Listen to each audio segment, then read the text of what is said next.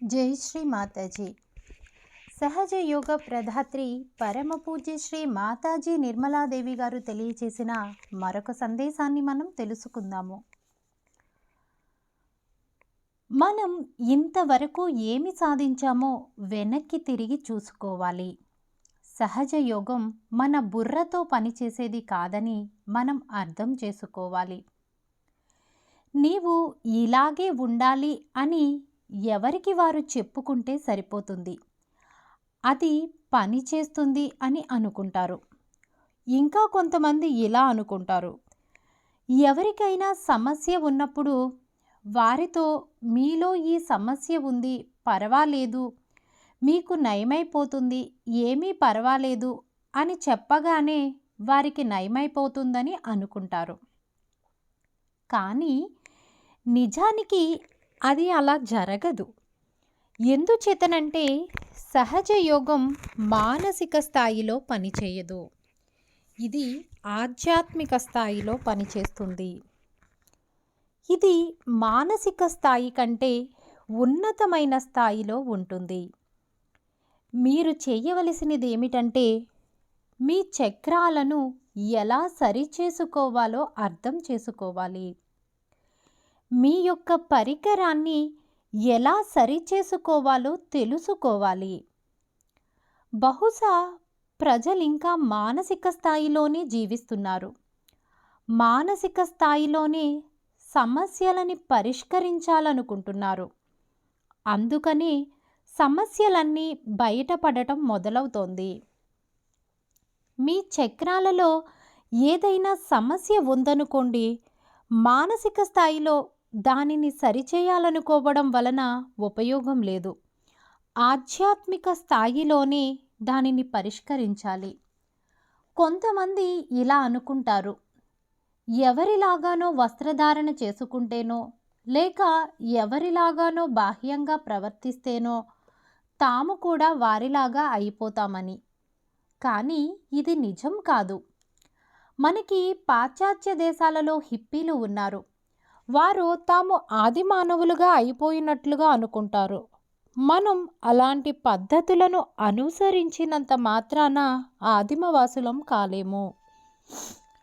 ఎందుచేతనంటే ఇప్పుడు మీరెంతగా అభివృద్ధి చెందారంటే కావాలనుకున్నా మీరు ఆదిమవాసులు కాలేరు.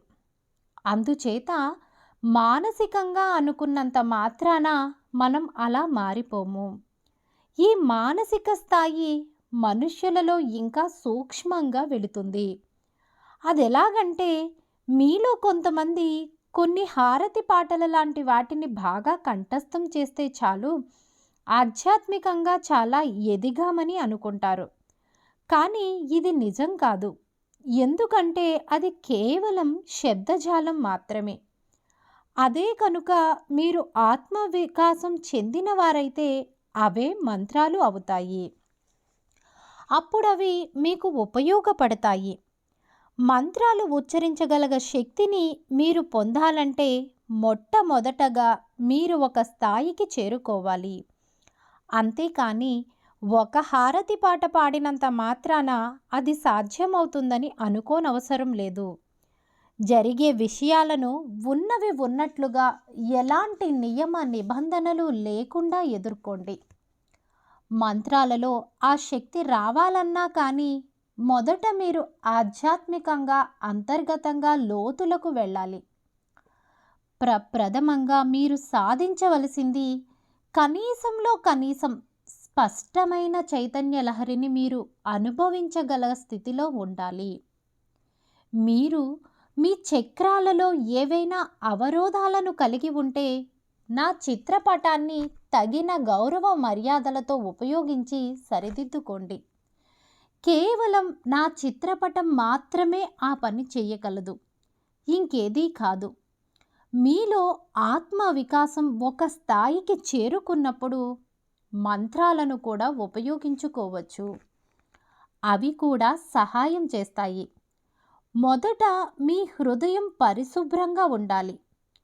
చాలామంది పాశ్చాత్యులలో 2 చక్రాలు సరిగ్గా ఉండటం లేదు. మొదటిది హృదయ చక్రం. అంటే దాని అర్థం మీ హృదయం స్వచ్ఛంగా లేదు, హృదయం పరిశుభ్రంగా లేదు, హృదయం విషయంలో మీరింకా ఎదగలేదు, హృదయంలో మీరింకా శ్రీ మాతాజీని ప్రతిష్ఠించుకోలేదు. శ్రీ మాతాజీ ఫోటో వైపు చూస్తూ మీ హృదయ చక్రాన్ని శుద్ధిపరుచుకోండి మరియు శ్రీ మాతాజీ పట్ల మీకున్న ప్రేమపూరిత భావనలను మనసులో స్థిరపరుచుకుని శ్రీ మాతాజీ చేసే కార్యాలను అర్థం చేసుకుని ఆమెను మీ హృదయంలో నింపుకోండి. మీ హృదయం స్వచ్ఛంగా లేకపోతే ఇక దేనికి అర్థం ఉండదు. ఎందుచేతనంటే అలా కాకపోతే మీ హృదయం చీకటితో నిండి ఉంటుంది. మీ హృదయాన్ని పరిశుభ్రంగా ఉంచుకోవాలి. అన్నిటికంటే ముందుగా శ్రీ మాతాజీని మీ హృదయంలో స్థిరపరుచుకోవాలి. సంపూర్ణ శరణాగతితో ఉండాలి. మీరు సహజ యోగులు కాబట్టి నేను మీకు ఈ విషయాలన్నీ చెబుతున్నాను. సహజ యోగులు కాని వారికి చెప్పలేను. మనం ఎప్పుడూ సహజ యోగాన్ని భగవంతుని దృష్టితో కాకుండా మన స్వంత అభిప్రాయాలతో ముడిపెడతాము. భగవంతుడు భగవంతుడే. ఆయన తనని తాను మార్చుకోలేడు. కానీ మీరు మాత్రం మారాలి. మనం భగవంతుని గురించి ఏమి ఆలోచిస్తామో ఆయన అలానే ఉండాలని అనుకుంటాము. ఎవరైనా నా పట్ల చాలా మంచిగా ఉన్నానని అనుకుంటే, లేక నాకు బాగా దగ్గరగా ఉన్నానని అనుకుంటే, అతను తాను చాలా బాగా కార్యాన్ని నిర్వహిస్తున్నానని అనుకుంటే, తానే ఆ పని ఈ పని చేస్తున్నానని అనుకుంటే, తాను ఆ పని ఈ పని చేస్తున్నాడు కాబట్టి తాను చాలా ముఖ్యమైన వ్యక్తినని తనకి తాను అనుకుంటాడు. మీరు తెలుసుకోవలసిన విషయం ఏమిటంటే ఇదంతా మానసికమైన అభిప్రాయం. నిజానికి మీరేమీ చేయటం లేదు. మరియు మీ అంతటా మీరుగా ఏదైనా చేయాలని ప్రయత్నిస్తే మీరు తికమక పడి నన్ను కూడా తికమక పెడతారు. ఉదాహరణకు నిన్న ఏం జరిగిందో మీరు చూశారు కదా. సహజ యోగులు వెళ్ళి ఉండాల్సింది నిన్న కాదు. నేను చెబితే ఎవరూ వినలేదు. వెళ్ళిపోవాలని అందరూ స్టేషన్కి వెళ్ళారు. తీరా స్టేషన్కి వెళ్ళి చూస్తే వారి టిక్కెట్లు మరుసటి రోజువి. మీ హృదయం స్వచ్ఛంగా ఉన్నట్లయితే ఇలాంటి విషయ జ్ఞానాన్ని మీరు ముందుగానే తెలుసుకోవచ్చు. మనం పని చేయవలసింది హృదయంతో కానీ మెదడుతో కాదు అని ప్రజలు తెలుసుకోవాలి. మనం మెదడుతో పని చేయాలనుకుంటే మెదడును మాత్రమే అభివృద్ధి చేసుకుంటాము. అవునా కాదా? ప్రతిదీ జ్ఞాపకం ఉంచుకోవటానికి ప్రయత్నం చేయడం, దేనినో దానిని సాధన చేస్తుండడం ద్వారా మన మెదడుకి ఎలా ఆలోచించుకోవాలో, ఎటు వెళ్ళాలో మనం బోధిస్తున్నాము. అయితే మనం ఇవ్వవలసిన శిక్షణ హృదయానికి. మొట్టమొదటగా మనం తెలుసుకోవలసింది ఏమిటంటే సహజ యోగంలో మన హృదయానికి శిక్షణ ఇవ్వాలంటే అది అహంకారం మరియు ప్రత్యహంకారంతో కప్పబడి ఉందని. మన సహస్రారం హృదయాన్ని ప్రతిబింబిస్తుంది. హృదయం అహంకారంతో కప్పబడి ఉంటే అది నిజమైన హృదయం కాదు. అలాంటప్పుడు వాస్తవంగా పనిచేసేది హృదయం కాదు, కేవలం మానసిక చర్య. మీరు నా హృదయపూర్వకంగా చేస్తున్నాను అని భావిస్తారు, కానీ అది నిజం కాదు. మనకి అహంకారం ఉందనుకోండి, అప్పుడు ఏం చేయాలి? మీరిలా అనవచ్చు, ఇది ఇలా చేయాలి, ఇది మంచిది అని. ఒక సైక్రియాట్రిస్ట్ లాగా మీ మనస్సుకి మీరు సలహాలను ఇచ్చుకోవాలనుకుంటారు. మళ్ళీ ఇది మానసికమైనదే అవుతుంది. ఇది ఆ విధంగా పనిచేయదు. అలాంటప్పుడు మనం ఏమి చేయాలంటే ఎడమ పార్శ్వం నుండి చైతన్యాన్ని లేపి కుడి పార్శ్వం వైపుకి తీసుకుని రావాలి. ఎడమ పార్శ్వం నుండి చైతన్యాన్ని లేపి కుడి పార్శ్వం వైపుకి తీసుకుని రావాలి. వేరే మార్గం లేదని అర్థం చేసుకోవాలి. మీరు మీ చేతులతో ఈ పని చేయాలి, మెదడుతో కాదు. ఈ పని చేతులని ఉపయోగించి చేయాలి. ప్రతి ఒక్కరూ ప్రతిరోజు పాదజల ప్రక్రియ అంటే ఫుడ్ సోకింగ్ చేసి తీరాలి. ఇది చాలా ముఖ్యమైనది. ప్రతిరోజు ఉదయం తప్పకుండా ధ్యానం చేయాలి. మానసిక స్థాయిలో మనం శ్రీ మాతాజీతోనే ఉన్నట్లుగా భావిస్తాం. ఈ స్పందన మంచిదే. మీరు వచ్చి ఇక్కడ భారతీయులు ఎలా ఉన్నారో చూశారు. వారు ఎంత హుందాగా నడుస్తారో చూశారు.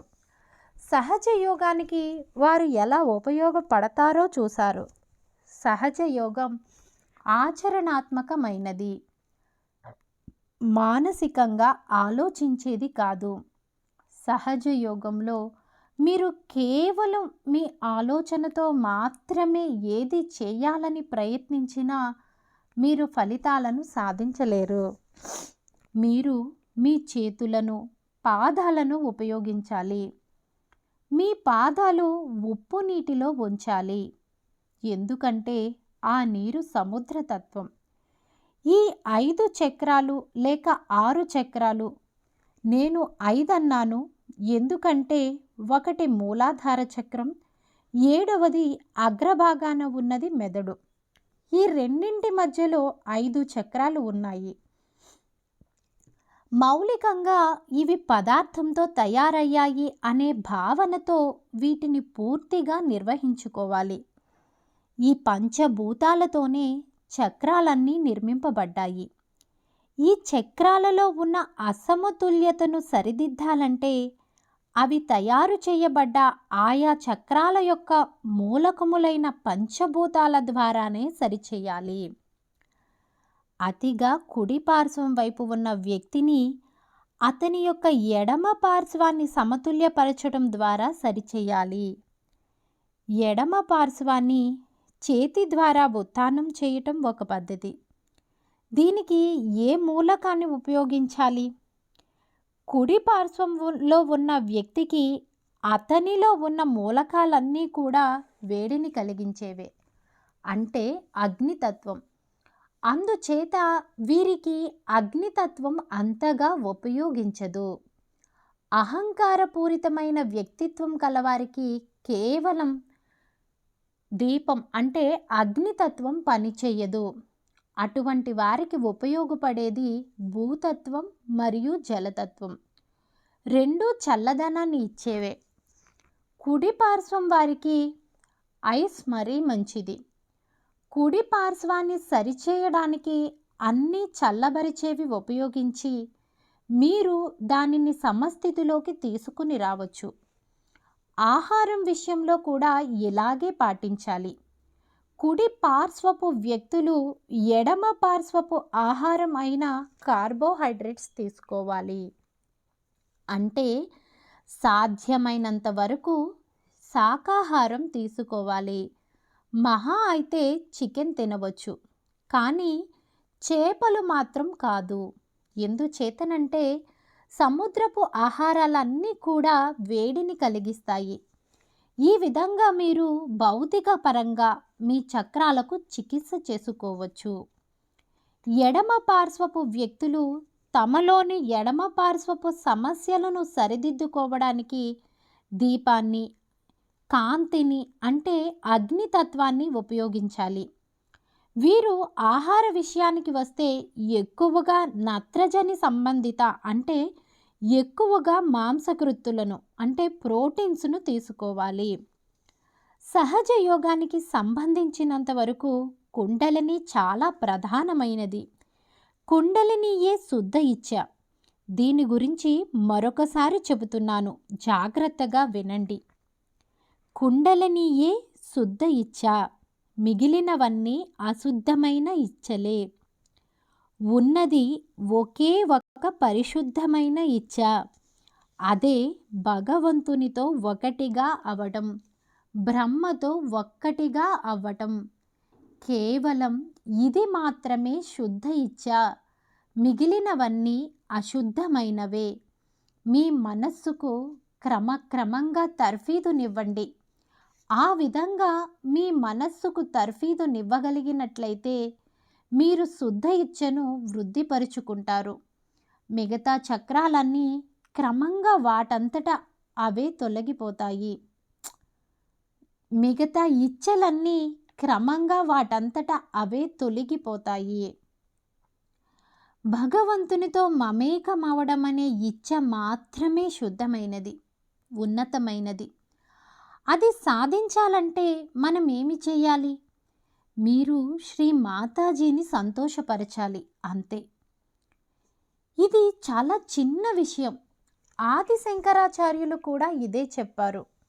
మీరు దేని గురించి చింతించనవసరం లేదు, కేవలం దేవిని సంతోషపరచండి అని. మీరు సామాన్యమైన వ్యక్తిలాగే ఉండండి. నాతో మీరు జిత్తులమారితనంగా లేక అతి తెలివిగా ప్రదర్శించవలసిన పని లేదు. నాకు అందరి గురించి బాగా తెలుసు. మీకు మీరు ఇలా చెప్పుకోవడానికి ప్రయత్నించండి. శ్రీ మాతాజీని సంతోషపరిచే విధంగా నా మాటలు ప్రవర్తన ఉండి తీరాలి అని. ఉదాహరణకు మీరు సహజ యోగంలో ఉండి కూడా తప్పులు చేస్తున్నారనుకోండి. ఇది నన్ను ఏ విధంగానూ సంతోషపరచదు. శ్రీ మాతాజీని ఎలా సంతోషపరచాలి, ఏది చేస్తే శ్రీ మాతాజీ సంతోషిస్తారో అనే విషయాన్ని మీలో మీరే ప్రయత్నించి తెలుసుకోవాలి. నేను చాలా సరళమైన వ్యక్తిని కాబట్టి నాకు కల్మషం లేని హృదయం ఉన్నవారు కావాలి. నాకు కల్మషం లేని హృదయం ఉన్నవారు కావాలి. ఉదాహరణకి అతిగా ప్రదర్శించే వ్యక్తులు, అన్నింట్లో ముందుండాలనుకునేవారు, సినిమా తారల్లాగా ఉండాలనుకునేవారు నాకు నచ్చరు. మీరు చాలా నెమ్మదస్తులుగా మరియు మిమ్మల్ని మీరు ప్రదర్శించుకోవడానికి బిడియపడేలాగా ఉండాలి. నేను ఆదిశక్తినని ప్రదర్శిస్తున్నానా? లేదు. నేను మీలాగానే పూర్తిగా మీలాగానే జీవిస్తున్నాను. అంతేకాని మీ ముందు అతిగా ప్రదర్శిస్తున్నానా? మరి మీరెందుకు నా దగ్గర ప్రదర్శిస్తారు? ఇలాంటి వారు మంచివారు కాదు. ఇక రెండవ విషయం, నా ముందు మీరు అంత బిగుసుకుపోయి కూర్చోవలసిన అవసరం లేదు. మీలో ఏవైనా తప్పులుంటే మిమ్మల్ని నేను మందలిస్తాను. అది మీ మంచి కోసమే. ఒక మంచి మాట చెబితే అది మీ మంచికే. నా సహజ యోగం ఈ విధంగా పనిచేస్తుంది. ఈ ప్రపంచంలో ఎవరి మీద నాకు ద్వేషం, కోపం ఉండవు. కేవలం కరుణ మాత్రమే ఉంటుంది. ఈ కరుణలో ఒక్కొక్కసారి నేను మిమ్మల్ని మందలించవలసి వస్తుంది. ఒక్కొక్కసారి ప్రేమపూర్వకంగా మాట్లాడవలసి వస్తుంది. ఈ రెండు పద్ధతులు మీకు సహాయం చేస్తాయి. మిమ్మల్ని మీ మంచి కోసం సరైన సమయంలో సరిచేయడానికి ఒకరున్నారు. దానికి భగవంతునికి కృతజ్ఞతలు తెలుపుకోండి. మీరు సాధువులు. భగవంతుని సామ్రాజ్యం ఈ భూమిపైన స్థాపించడానికి వచ్చారు. మీరు చేయవలసినదల్లా అదే.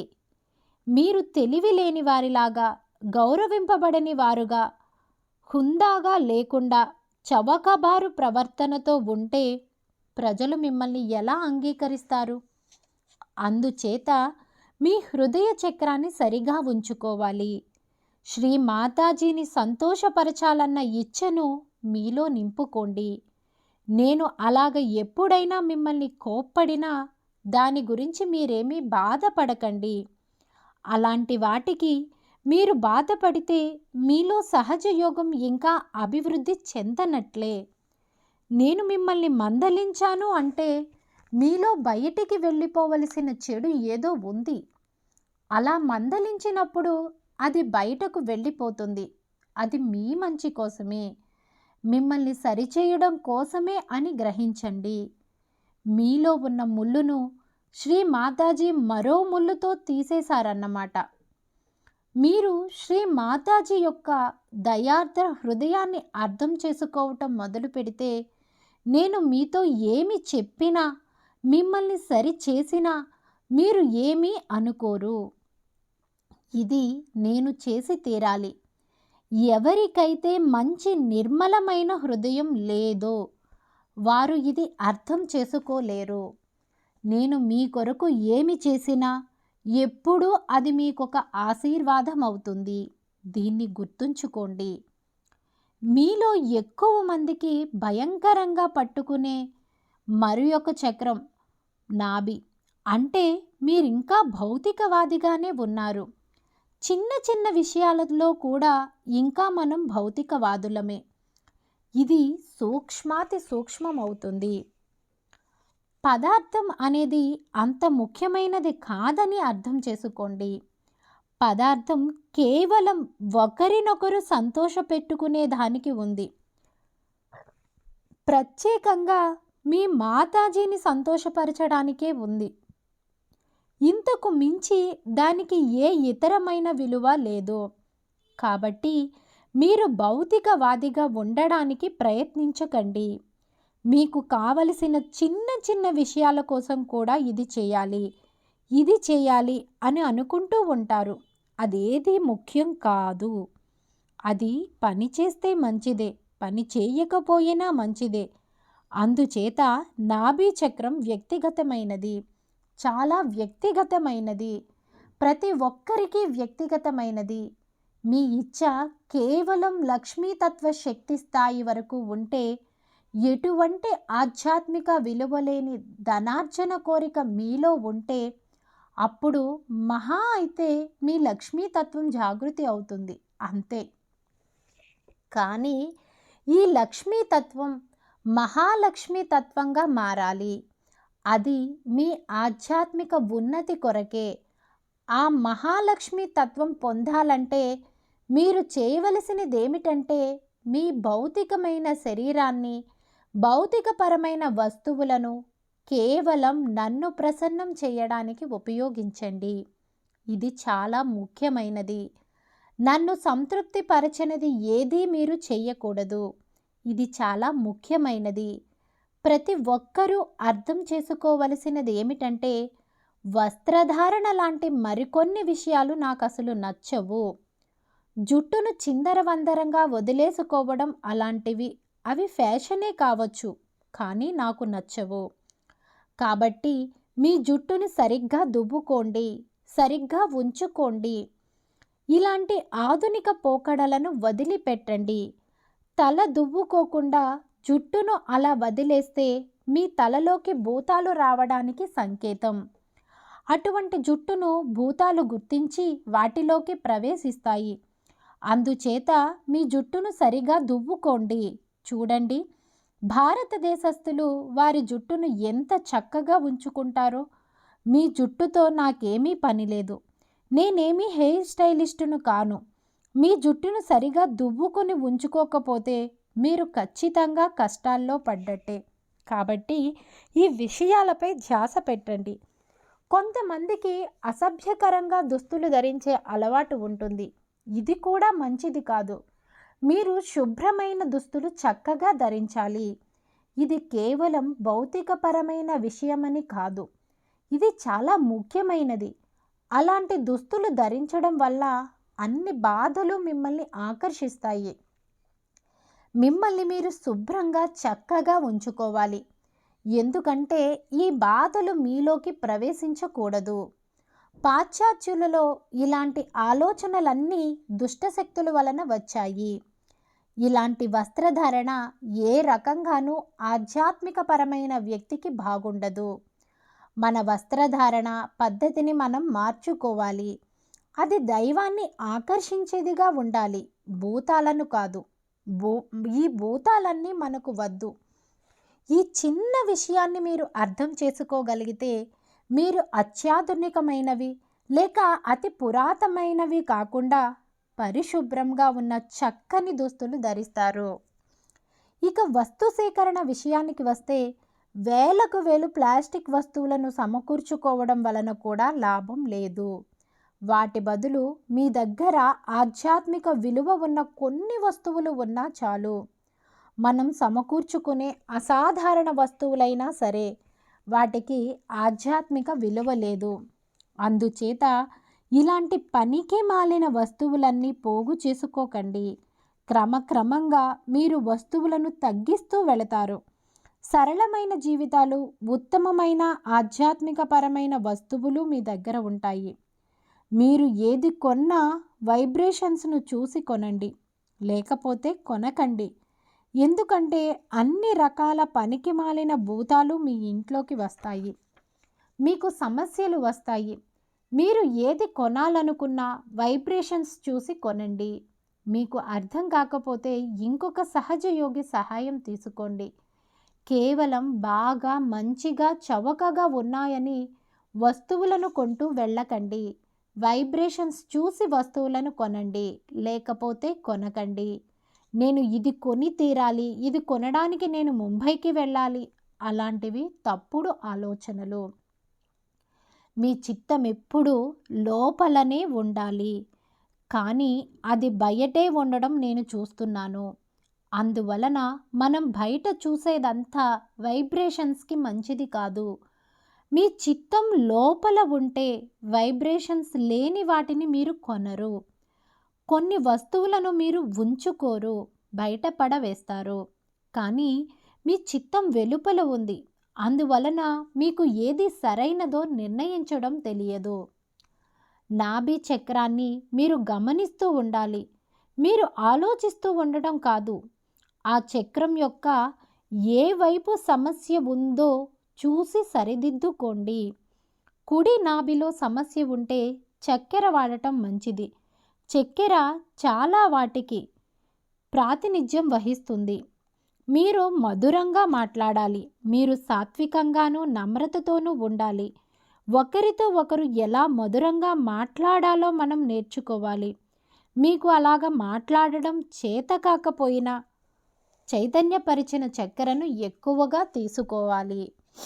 మరొకరిని కఠినంగా విమర్శించడం కాకుండా మీ ఆలోచనలు, మీ నాలుకను అది మధురంగా ఉండేటట్లు చేస్తుంది. అందుచేత కుడి పార్శ్వపు వ్యక్తులు చక్కెర తీసుకోవటం మంచిది. ఎడమ పార్శ్వపు వ్యక్తులు ఎక్కువగా ఉప్పు తీసుకోవాలి. ఉప్పుతో వారు చాలా సమస్యలను పరిష్కరించుకోవచ్చు. ఉప్పు వారికి ఒక వ్యక్తిత్వాన్ని ఇస్తుంది. దీని వలన వారి అతి బద్ధకం పోయి హుందాగా వ్యక్తీకరించబడతారు. మీ మాటలు, మీ ప్రవర్తన మరియు ప్రతి దాని యొక్క వేగం సమస్థితిలో ఉండాలి. ఇది మందకోడిగా లేక అతి వేగంగా హడావిడిగా ఉండకూడదు. సహజ యోగం అన్నిటికీ మధ్యస్థంలో ఉంటుంది.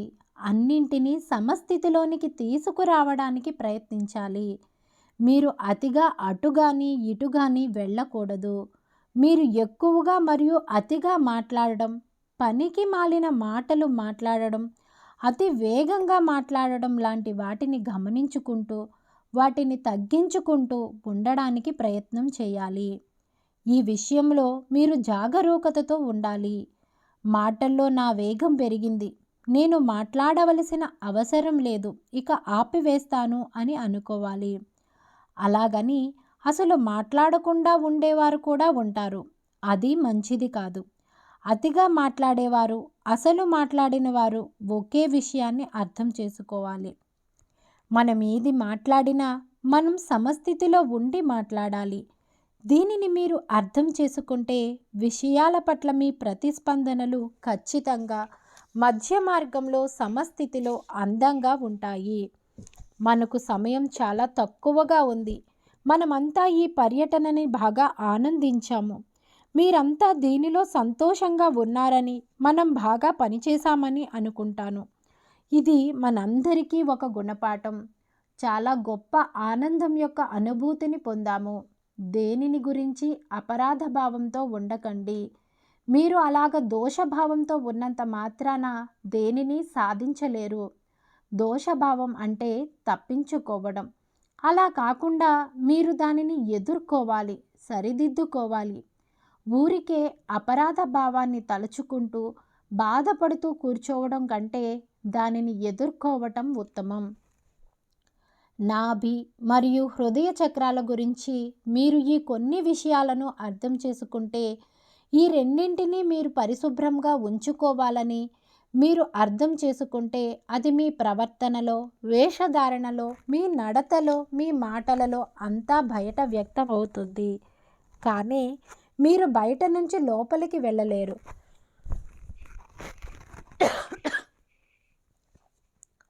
ఉదాహరణకు, ఎవరైనా శ్రీ మాతాజీ, నేను నా తలను బాగా దువ్వుకున్నాను కాబట్టి నేను బాగున్నాను అంటే అది కానే కాదు. మీరు మీ తలను సరిగా దువ్వుకున్నా కూడా మీరు భూతాల చేత ఆవహింపబడి ఉండవచ్చు. కాకపోతే దానికి తక్కువ అవకాశాలు ఉన్నాయి. మీరు అర్థం చేసుకోవలసింది ఏమిటంటే, ఇది ఆచరణలో పెట్టాలని, సహజ యోగ సాధన చేస్తూ ఉండాలని. సహజ యోగం ఆచరణాత్మకమైనదనే విషయం మీ తలలోకి ఎక్కించాలని నేను అనుకుంటున్నాను. నేను చాలా సంతోషంగా ఉన్నాను అని మీకు మీరు చెప్పుకోలేరు. ఎందుకంటే ఇది మీ అహంకారాన్ని పెంచుతుంది. లేక చాలా దుఃఖంగా ఉన్నాను అంటే అది ప్రత్యహంకారం ద్వారా సమస్యను కలిగిస్తుంది.